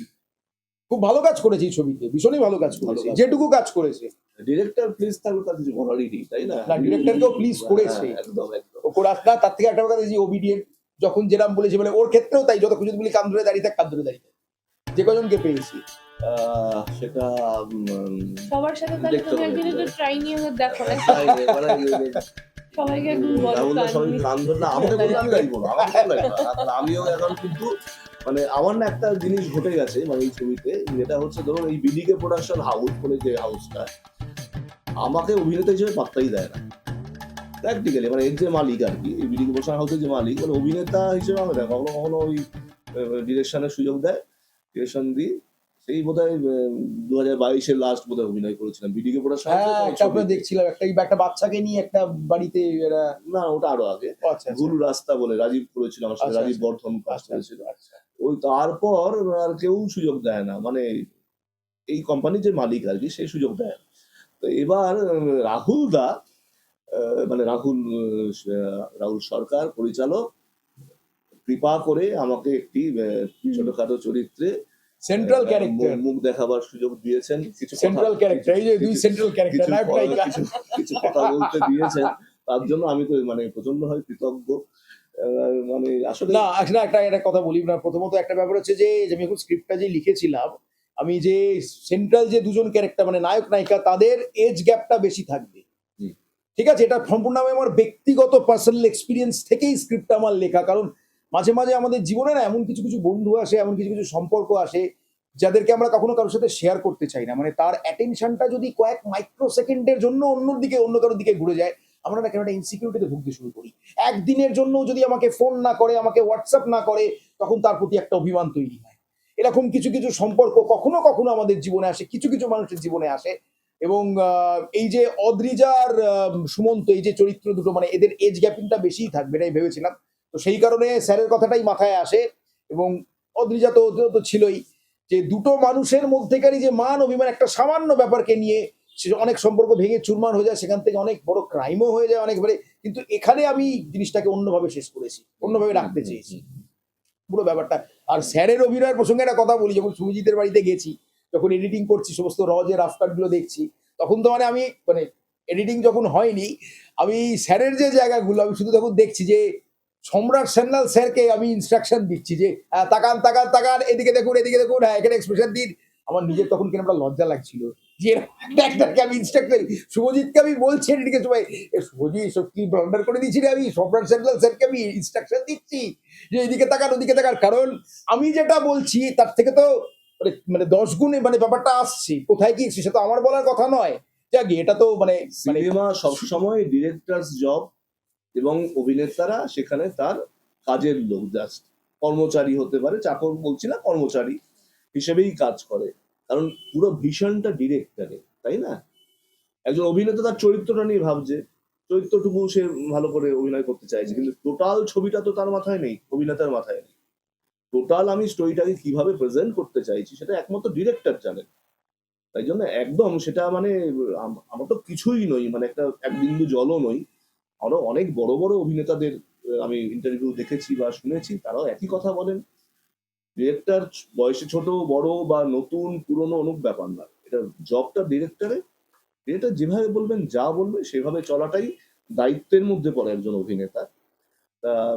এবং সেই ডিরেকশন যথেষ্ট ভালো মতন পেয়েছি, যে রাহুলের যে পুরো ব্যাপারটা মাথায় রয়েছে, যে কি দেখাতে চাইছে ও কিভাবে দেখাতে চাইছে। আচ্ছা রাহুল, অ্যাজ এ ডিরেক্টর আমি তোকে প্রশ্ন করি, আমার যেটা মনে হয়েছে অ্যাজ অ্যান অ্যাক্টর বা কাজ করতে গিয়ে, এই যে হৃদ মাঝারে আমাদের যে গল্পটি আসছে, এটা একটু পরিপূর্ণ প্রেমের ছবি, তাই না? প্রেম ছাড়া এর মধ্যে কিছু নেই, তাই না? দুটো দুটো অ্যাসপেক্ট দেখানো হয়েছে প্রেমের এখানে, একটা নিরুচ্চারিত, একটা ইন্ট্রোভার্ট, বয়সের ডিফারেন্স থাকলে পরেও আরেকটা সেম এজের যেরকম একটা ভালো লাগার জায়গা থাকে, এরকম দুটো অ্যাসপেক্ট দেখানো হয়েছে। খুব সুন্দর একটি মানে রমকম বলা যেতে পারে, মানে এটা যদি আমি এ করি, মানে জানার বলি আর কি, একটি খুব ডিটোল একটি সুন্দর একটি প্রেমের ছবি। তোর তো এটাই মত নিশ্চয়ই, নাকি? হ্যাঁ, আমি যেটা এইমাত্র বললাম যে মানে আমাদের পুরো জীবনটা তো প্রেমের উপরেই দাঁড়িয়ে আছে। এবার প্রেমেরও অনেক ক্যাটেগরি, মানে প্রেম মানে যে শুধু আমরা ওই যৌনতা ব্যাপারটাকেই বুঝি তা কিন্তু নয়। এই যে বললাম যে কিছু কিছু মানে এমন সম্পর্ক, এমন মানুষ আমাদের জীবনে আসে। যৌনতা তো মানে পার্ট অফ লাইফ আর কি। হ্যাঁ, হ্যাঁ। ওটার সাথে না যৌনতারও অনেক মানে ব্যাপার আছে, যাকে সেই সাইকোলজিক্যাল ব্যাপারগুলোতে আমি যাবো না, সহজভাবে ব্যাপারটা বলছি যে মানে কিছু কিছু মানুষ আছে যে মানে আমাদের এতটাই আপন হয় যে প্রতিটা মুহূর্ত যদি তার সাথে আমি শেয়ার করতে পারি, হুম, তার থেকে আমার কিন্তু আর কোনো প্রত্যাশাই নেই, সে শুধু এসে আমার পাশে বসে থাকবে, এইটুকুই যেন আমার কাছে অনেক। সে একদিন আমাকে একটা মেসেজ না করলে তার উপর অভিমান তৈরি হচ্ছে, এবং সে কোথাও গিয়ে একটা ভয়ঙ্কর নির্ভরতার জায়গায় চলে আসছে, আর সেইখানেই তখন সমস্যাটা তৈরি সেটা হয়। পুরুষ নারী নির্বিশেষে পুরুষ নারী যেখানে হতে পারে, দুজন পুরুষের মধ্যে হতে পারে, দুজন নারীর মধ্যে হতে পারে, নারী পুরুষের মধ্যে হতে পারে, তাদের এজ ডিফারেন্স অনেক বেশি হতে পারে। সেই সম্পর্ককে না আপনি মানে কোনো নাম দিতে পারবেন না, সে ভাই বোন না দাদা দিদি নাকি মানে মা ছেলে, এর কোনো নাম দেওয়া যায় না। এটা মানে অদ্ভুত একটা মানে নাম, মানে এরকমই একটা সম্পর্ককে আমি দেখানোর চেষ্টা করে এস্টাবলিশ করতে চেষ্টা করেছি। এই যে অদ্রিজা সুমন্তর এই যে পুরো ব্যাপারটা, যেটা এই ভালোবাসার গল্প, মানে আমাদের চলতি জীবনে মাঝে মাঝে কিছু না গ্যাপ থেকে যায়, ওই গ্যাপে যে হারিয়ে যাওয়া কিছু সম্পর্কগুলো, সেগুলোকে আমি তুলে ধরার চেষ্টা করেছি খুব মানে এত একদম অল্প সময়ের মধ্যে যতটা করা যেতে পারে। এখন এটা যদি পূর্ণ দৈর্ঘ্যের ছবি হতো আরো অনেক ডিটেলিং এ দেখাতে পারতাম। যদি ভবিষ্যতে এই স্ক্রিপ্ট নিয়ে পূর্ণ দৈর্ঘ্যের ছবি মানে কাজ করার সুযোগ পাই, তাহলে এটাকে আমি আরো ইলাবোরেট করবো ঘটনাটাকে, কারণ এটা খুব ইম্পর্টেন্ট একটা অ্যাসপেক্ট আমাদের জীবনের দিক। আপনারা দেখবেন ছবিটা, অবশ্যই দেখবেন। আশা করি এই যে ভালো লাগাটা, ভালোবাসাটা, এর স্পর্শটা আপনাদের ছুঁয়ে যাবে। দেখুন টেকনিক্যালি এক একটা ছবি এক এক রকম হয়। কোনটা হয়তো টেকনিক্যালি অনেক সাউন্ড, কোনটা তো অতটাও নয়, কোনটা হয়তো অভিনেতার কোয়ালিটি কম বেশি এরকম হতে পারে, কিন্তু একটা ভালোবাসার ছোঁয়া কিন্তু আপনি পাবেন। এটা কিন্তু আমি বলতেই পারি ছবিটা দেখে। আমি তো যখন ছবিটা তৈরি হয়েছে মোটামুটি দেখেছি, একদম ফিনিশিংটা দেখিনি এখনো। তাতে ওই ছোঁয়াটা কিন্তু আছে, একটা ভালো লাগার ছোঁয়া, ভালোবাসার ছোঁয়া একটা রয়েছে। আহ, এই সিনেমাতে আমরা আরেকজনকেও মূলত ইন্ট্রোডিউস করি, যদিও তাকে আমরা আজকে পাইনি, অর্কপ্রভ। অর্কপ্রভ অর্কপ্রভ, এর ওর পুরো, নামটা ভুলেই হ্যাঁ, যাচ্ছে। ওর পুরো মিউজিক, ব্যাকগ্রাউন্ড মিউজিক এবং বেশ দু তিনটি গান ও না, গেয়েছে। অর্কপ্রভ প্রসঙ্গে আমি বলতে চাই, অর্কপ্রভ মানে আমার কলেজের ছাত্র, আমার মানে মিশনে আমার স্টুডেন্ট। তো কলেজে মানে পরীক্ষা হয়ে যাওয়ার পর, যেদিনকে পরীক্ষা ছিল স্টুডেন্টদের পরীক্ষা হয়ে যাওয়ার পর, যখন কাইন্ড অফ ফেয়ারওয়েল বলে না, এবার তোদের মানে সেমিস্টার শেষ, আর তো আমার সাথে দেখা হবে না, তো সব স্টুডেন্টরা কয়েকজন যারা লাস্ট অব্দি থেকে গিয়েছিল আমাকে মানে বিদায় জানানোর জন্য, তো বসে আমি তখন অর্কপ্রভকে বলি তুমি একটা গান শোনাও। তো লালন শাহীর একটা অসাধারণ গান শোনে এবং সেদিনই আমার মাথায় ক্লিক করে, তখন আমি থিয়েটারে কামব্যাক করতে পারিনি, মানে সিনেমায় কিন্তু মনের মধ্যে তো একটা আঁকুবাকু এবার আমি করবো, জাস্ট করবো, একটা মানে জাম্প দেবো। আমি অর্ক বললাম, অর্ক বাবু যেদিন আমি কাজ করবো আমি তোমায় ডাকবো, সে থিয়েটার বলো শর্ট ফিল্ম, আমি তোমায় ডাকবো। এবং যখন আমি শর্টটা লিখছি অর্ক বাবু, আমি ভেবেছিলাম অর্ক বাবুর পুরো লাইভ মিউজিকে যাবো, কিন্তু গানগুলো যখন গাওয়া হলো তবে নিজেই বললো যে দাদা আমি এটা মানে আমি রেকর্ড করে পাঠিয়ে দেবো তোমাকে। রেকর্ডিং করে যখন আমাকে পাঠালাম, না না এই রেকর্ডিংটাই যাবে, এই রেকর্ডিংটাই যাবে, পুরো মিউজিকটাই ও না আমাদের আগের যে ছবি সহবাসেও কিন্তু অর্ঘ্যকে ইউজ করেছি আমরা, যদি ওটা ওর নিজের সুর নয়, সুরটা আমাদের ছিল আর কি, ও গিয়েছে, কম্পোজিশনটা টোটাল করেছে, মিউজিক কম্পোজটা ও করেছিল, কিন্তু এই ছবিতে টোটাল কম্পোজিশনই ওর, ও যেমন গেয়েওছে, সুরও ওর, লেখাও ওর, সমস্ত কিছুই ওর। এবং গানগুলো মানে একজনের মানে আমার সব থেকে প্রিয় মানে অঞ্জন দত্তর কথা আমার বারবার মনে পড়ে যায় ওর গান শুনলে। অঞ্জন দত্তের কথা আমার মনে পড়ে যায়, কলকাতা শহরের একটা গান, এতে মানে যে 3টে গানও ইয়ে গেছে, মানে আমি শুধু ওকে বলে দিয়েছিলাম আমার এই সিকোয়েন্স এই ইমোশন এর উপর তুমি আমাকে 3টে গান লিখে পাঠাও, ব্যাস। ও যেটা মানে বিয়ন্ড মাই থট। ওর গলারও বেশ ভ্যারিয়েশন, কখনো রূপম ইসলামের মতো গলা করে ফেলছে, হ্যাঁ কখনো সোনু নিগমের মতো গলা করে ফেলছে, বেশ আছে, মানে ও সম্পূর্ণ ওই জগতেরই মানুষ, প্রচন্ড গুণী ছেলে। তাই ও আজকে ওকে পেলাম না, ও একটু ব্যস্ত আছে বলে। আমরা এই কজনই, এবং আমরা শেষ করবো পডকাস্ট।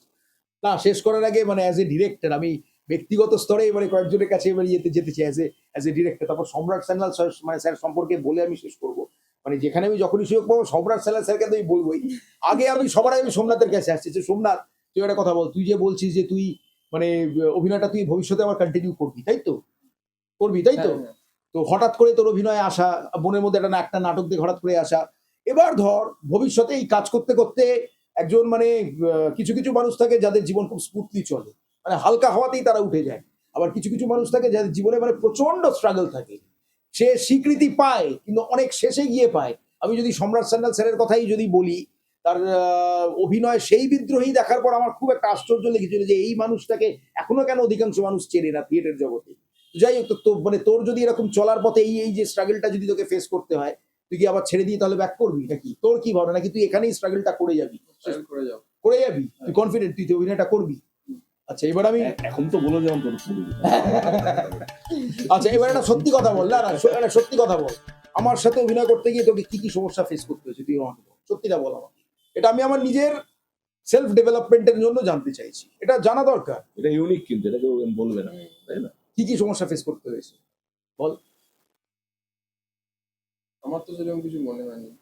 মনে হয়নি নাকি তুই বলতে যাচ্ছিস? না বলতে ইতস্তত বোধ করছিস? না আমি বলে দিই কি আমার সেরকম কিছু মনে হয় মনে হয়নি না। আচ্ছা তাহলে যাক, তোর জন্য তাহলে অনেক শুভেচ্ছা। না সোমনাথ সত্যি খুব ভালো কাজ করেছে, যেটুকু কাজ করেছে সত্যি সুন্দর। এডিটিং করার সময় আমি দেখেছি সোমনাথ অসাধারণ কাজ করেছে। সোমনাথ মানে ওর পার্সপেক্টিভ, আমাকে সবসময় একটা মানুষের, ঠাকুর শ্রীরামকৃষ্ণদেব অন্তত একটা জিনিস ওই মানুষটাকে স্টাডি করে আমি যেটা শিখেছি যে সবসময় একটা মানুষের পার্সপেক্টিভ থেকে দেখো, যে কারণে তিনি গিরিশ ঘোষকে এত ভালোবাসতেন।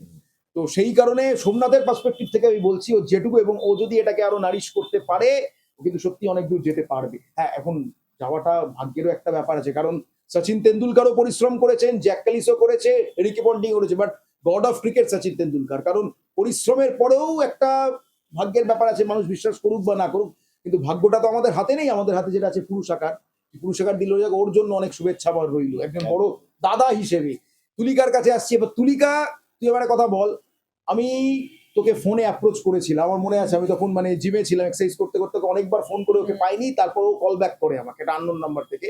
আমি তখন জিমে ব্যায়াম করছি, হাঁপাতেই ওকে হট করে বললাম যে হ্যাঁ আমি একটা শর্ট ফিল্ম করছি, তুই কি অভিনয় করবি? হ্যাঁ করবো। করে আনলো যে এরকম এই রিহার্সালে যেতে হবে, করতে হবে, কিন্তু টাকা পয়সা খুব বেশি দিতে পারবো না। তো যাই হোক, তো তুই রাজি হয়ে গেলি। সত্যি কথা বল, কেন রাজি হলি? তোর সাথে তখন শুধু আমার ওই মানে কি বলবো, ওই ভৈরব গাঙ্গুলির মাঠে ক্লাস করতে গিয়ে ওইটুকুই দেখা, তখন তো এত হৃদ্যতাও ছিল না, এত ভালোবাসা ছিল না। তার আগে একদিন তুই রাখিতে আমার বাড়িতে আমাকে মিষ্টি দিতে এসেছিল, ঠিক আছে? এছাড়া তোর সাথে কোনো ইয়েই ছিল না। যেটুকু হয়েছে আজকে এই যে দাদা ভাই বোনের সম্পর্ক, এত বন্ধুত্ব যা বল, সেটা হচ্ছে কিন্তু এই সিনেমায় কাজ করার জন্য। তো তার আগে অব্দি আমি তোকে অ্যাপ্রোচ করলে আননোন ছেলে আমার সাথে একটা জায়গায়, তুই রাজি হলি কেন? কারণ তোমার ক্লাসে যেতে যেতে তোমার সাথে মিশতে মিশতে সেই বিশ্বাসের জায়গাটা কোথাও না কোথাও আমার বা আমার বাড়ির লোকের প্রত্যেকেরই তৈরি হয়েছে প্রথমত। আর দ্বিতীয়ত আমি যেটা বললাম যে ওই সুপ্ত ইচ্ছাটা কোথাও না কোথাও ছিল, এবার সেখানে তুমি আর একটু আমাকে এগিয়ে দিলে হ্যামার ব্যাপারটা। হয়ে গেছে ওখানে। হ্যাঁ, তো সেই জন্য আমি ভাবলাম যে ঠিক আছে এটাকে গ্র্যাব করে নেওয়া দরকার। তো ব্যাস, আর কোনো কারণ নেই এর থেকে বেশি। তা তুই মানে জ্বর নিয়ে যে মানে যেটা আমি বললাম প্রচন্ড জ্বর, তীব্র জ্বর, আমাকে কিছু বলেও নি যে জ্বর হয়েছে, ক্যাজুয়ালি বললে একটু শরীর খারাপ। এবার আমি ওখানে গিয়ে রিহার্সাল করতে করতে দেখছি ওর চোখ মুখ দেখে ওর কষ্ট হচ্ছে, পারছে না ডায়লগ বলতে। তখনও কিন্তু আমাকে বলছে না রাহুল দা তাড়াতাড়ি ছেড়ে, যেটা অধিকাংশ মানুষই করে থাকে, আজকে না একটু তাড়াতাড়ি ছেড়ে, শরীরটা ভালো লাগছে না। আমিও করে থাকি, অস্বীকার করবো না আমি। তো ও তারপরে আমার বিবেকে লাগলো আমি সেদিনকে রিহার্সাল তাড়াতাড়ি অফ করে দিলাম, কারণ এইভাবে টর্চার করার তো কোনো মানে হয় না। তো এত কিছু করে মেয়েটা কাজ করলো। এবার তুই বল তোর কি কি সমস্যা হয়েছে এখানে কাজ করতে গিয়ে, আমার সাথে কাজ করে আমার কোন জায়গাটা তোর মনে হয়েছে যে জায়গাটা মানে রাহুলদা ঠিক করেনি, এটা ওর করা উচিত ছিল, আমি জানতে চাইছি এটা। আমি না, এরকম কোনো জায়গা নেই সেইভাবে বলতে দেখ গেলে। চেপে গেলে কিন্তু সেটা আমার কিচ্ছু আমি ক্ষতি। যাচ্ছি না, আমি বলছি আমি আসছি সেগুলোতে। তোমার সাথে যখন রিহার্সালে যেতাম প্রত্যেকদিন, ওই বাড়ি ফেরার সময় আমাদের যে হাঁটাটা, রাহুলদা প্রচন্ড জোরে হাঁটে। এই বাপরে। ওই রাহুলদার এনার্জির সাথে আমাদের এনার্জি ম্যাচ করানোটা হচ্ছে একটা টাস্ক। তো সেই টাস্কটা মানে ওই রোজ করতে গিয়ে ওইটা একটা বড় সমস্যার ফেস আমাকে করতে হয়েছে। রাহুলের হাঁটা আমাদের দৌড়। হ্যাঁ, একদম। মোটামুটি। তো সেটা একটা। আর প্রচুর খেয়ে আমরা আমাদের পেট ফেট আইডাই করে নিয়েছিলাম, সেটা তো একটা আলাদা সমস্যা। হ্যাঁ, খেয়ে খেয়ে তো মনে হচ্ছিল যে এবার একটু ঘুম হলে ভালো হ্যাঁ। হয়। একটু শুয়ে এবার দুপুরবেলা যদি এর থেকে বেশি আর কোনো সমস্যা তো আমি খুঁজে পাইনি। এইসব হচ্ছিল আর কি। এইটুকুই। আর যেটা তুমি বললে যে ওই জ্বরের মধ্যেও যাওয়া, কাজ করা, ইটস অল অ্যাবাউট কমিটমেন্ট। আমি যখন কোনো Very good. জায়গায় বাহ। কমিট করছি কোনো কিছু, তো আমাকে সেটা করতে হবে। সেটা আমার শরীর খারাপ থাকুক, ভালো থাকুক, যাই থাকুক না কেন, আমি সেখানে অন্য কিছু রাখতে পারি না। তো Very এটাই good, হচ্ছে very good. ব্যাপার। তারপরে তুই আনন্দ পেয়েছিস কাজ করে। ভীষণ ভীষণ মজা হয়েছে। তো স্যারের কাছে আসার আগে আমি আরো তিনজনের কথা বলতে চাই, বিশেষ করে শুভজিৎ, যারা এই মুহূর্তে ক্যামেরার সামনে নেই। বিশেষ করে শুভজিৎ যদি না থাকতো আমি সিনেমাটা মানে শেষই করতে পারতাম না। He is the assistant director, he is the editor, he is everything. So সেই কারণে আমি আমার পরবর্তী শর্ট ফিল্মের মানে কবে করতে পারবো, প্রোডাকশন হাউস কি হবে আমি জানি না, স্ক্রিপ্ট লেখা আমি শুরু করেছি, তার সেন্ট্রাল ক্যারেক্টারে শুভজিৎই আছে। বাহ, মানে একটি বাহ, ছেলে, বাহ। তার অভিনেতা হওয়ার ইচ্ছা, সে গ্রাম থেকে বেরিয়ে এসে শহরে এসে স্ট্রাগল করছে, প্রথমে গ্রুপ থিয়েটার জয়েন করলো, সেখান থেকে এসে আস্তে আস্তে এভাবে আস্তে আস্তে ল্যাপস হয়ে ল্যাপস উঠবে গল্পটা। হাইটের জন্য চান্স পাচ্ছে না। হ্যাঁ, হাইটের জন্য না, বহু বিভিন্ন কারণে বিভিন্ন স্ট্রাগল করলো, এখন আর এই প্রবলেমটা নেই। হাইটের ওই ব্যাপারটা এখন আর নেই, ও এখন ইয়ে হয়ে গেছে, ওটা ম্যাটার করে এখন। কারণ এখন যে ট্রেন্ডটা চলছে অভিনয়ের, না না স্যার, এখন যে ট্রেন্ডটা চলছে অভিনয়ের, এখন অভিনয়টা ম্যাটার করছে। এখন তোমার ডোলে শোলে আছে না হাইট আছে, ওটা ম্যাটার করছে না। তো ঠিক, ঠিক। শুভজিৎকে আমি যখন যেখানে ডেকেছি ও চলে এসেছে, একদম অন টাইম রিচ করেছে, যেখানে নিয়ে গেছি পায়ে হেঁটেছে আমার সাথে গিয়ে, সে মানে যেভাবে আমি ওকে বলেছি ও কাজ করেছে। এডিটিং এর সময় তো ভয়ঙ্কর ধৈর্য নিয়ে এডিট করেছে, মানে কি পরিশ্রমের কাজ একটা ছেলে, মানে প্রায় বিনা পয়সা এইভাবে পরিশ্রম করা, মানে যেখানে বাজেট এত কম, যেখানে মানে মানে কয়েক লাখ লাখ টাকা যেখানে পাওয়া উচিত এই বলতে গেলে, মানে যাই হোক, তো সেখানে ছেলেটা যেভাবে পরিশ্রম করেছে, তার মধ্যে মিষ্টু একটা অসম্ভব ট্যালেন্টেড একজন অভিনেত্রী, যারা সহবাস দেখেছেন আপনারা তারা নিশ্চয়ই ওর ওইটুকু জায়গা দেখেছেন, এই বাদাম ভাজা খাবে, ও যেটুকু কাজ করেছে সুন্দর করেছে। সায়ক, সেও খুব ভালো কাজ করে, সায়ন ও খুব ভালো ইয়ে করেছে। প্রত্যেকেই মানে এরা যদি না আরেকজনের নাম থাকতো, না বললে হবে না, তোর বোন যার বাড়িতে আমরা হ্যাঁ, শুটিং করলাম, আমার বোন, আমার পিস্তত বোন কোয়েল, মানে খুব মানে সাপোর্টিভ, হ্যাঁ, খুব সাপোর্টিভ। ওই বাড়িতে যে কাজ করেছে, ওকেও লাস্টে ওর ছবিটাও অ্যাড করা হয়েছে সিনেমা একদম শেষে, এবং স্পেশাল থ্যাঙ্কস ওকে দেওয়া হয়েছে। আশা করি ইয়েতে এখনো ইয়েতে এটা হয়েছে, সবাই দেখতে পাবে। যাই হোক, তো এখানে এবং সবার শেষে এবার আমি সম্রাট সান্যাল স্যার প্রসঙ্গে আসি, যেটা হচ্ছে 2019 আমার শেষবারের মতো মঞ্চে নামা, ফর দ্য লাস্ট টাইম, এবং কোনো নাটকের দলে রিহার্সালে যাওয়া।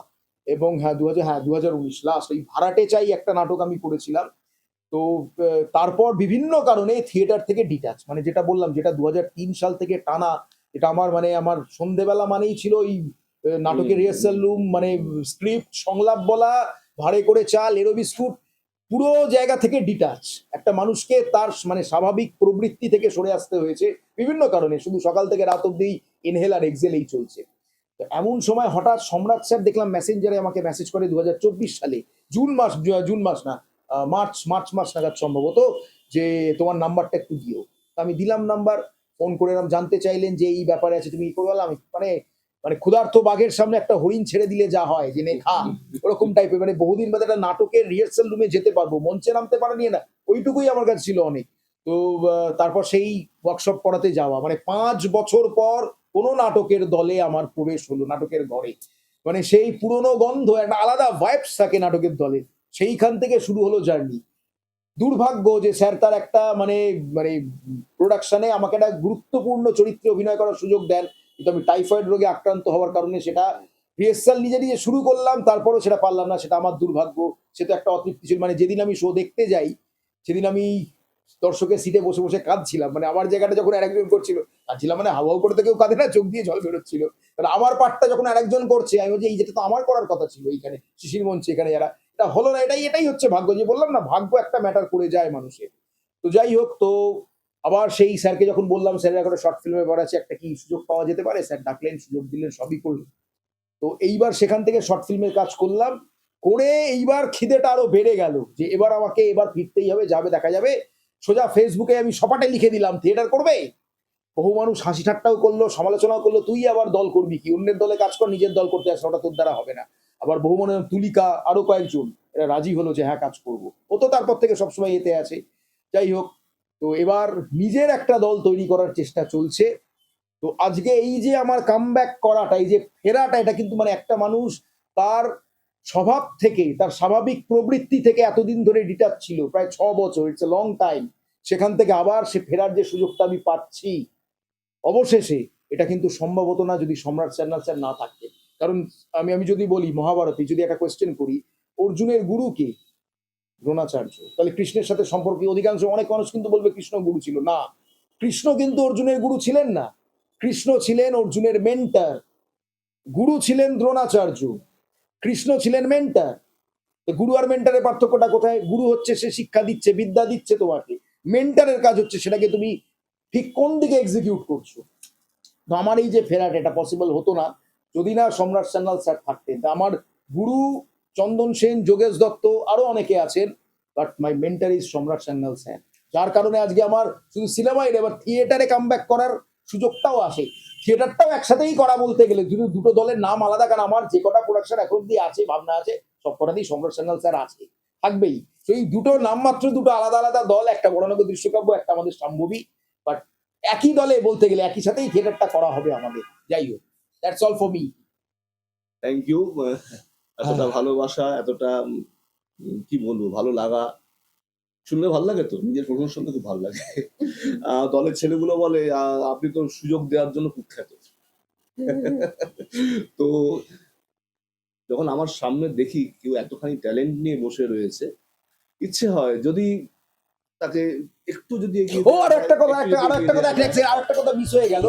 আমি এর আগে যে কোনো জায়গায় যেখানে আমি ওয়ার্কশপ করাতে গেছি, এখন ব্যাপারটা হচ্ছে তারা না আমাকে খুব চেপে রাখতো। মানে অন্য কোনো দল আমাকে এক তো সোশ্যাল মিডিয়াতে ছবি সেভাবে মানে পোস্ট করতে দিত না।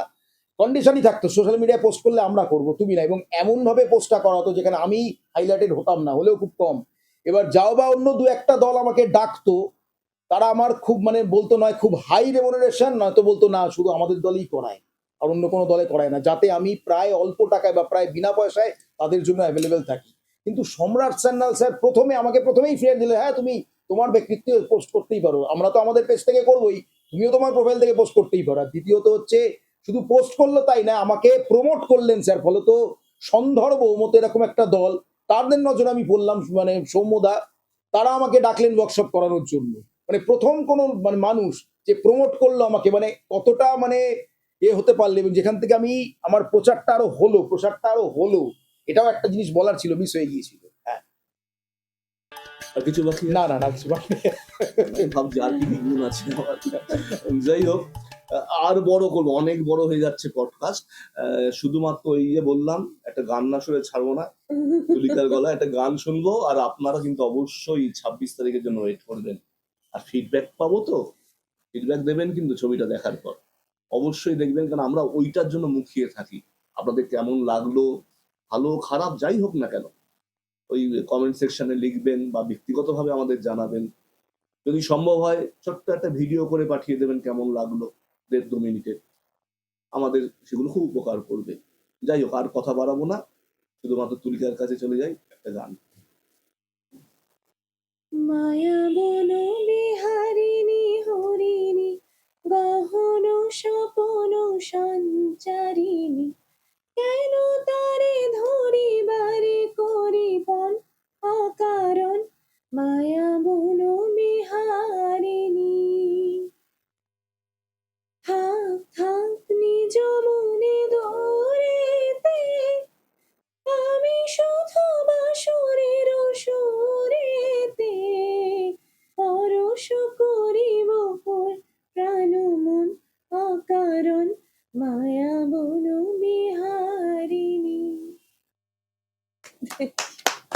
Thank you. সবাই ভালো থাকবেন, বিডিকে প্রোডাকশন হাউসের সঙ্গে থাকবেন। হৃদ মাঝারে আসছে, আমরাও অপেক্ষা করছি আপনাদের দেখার জন্য। ধন্যবাদ।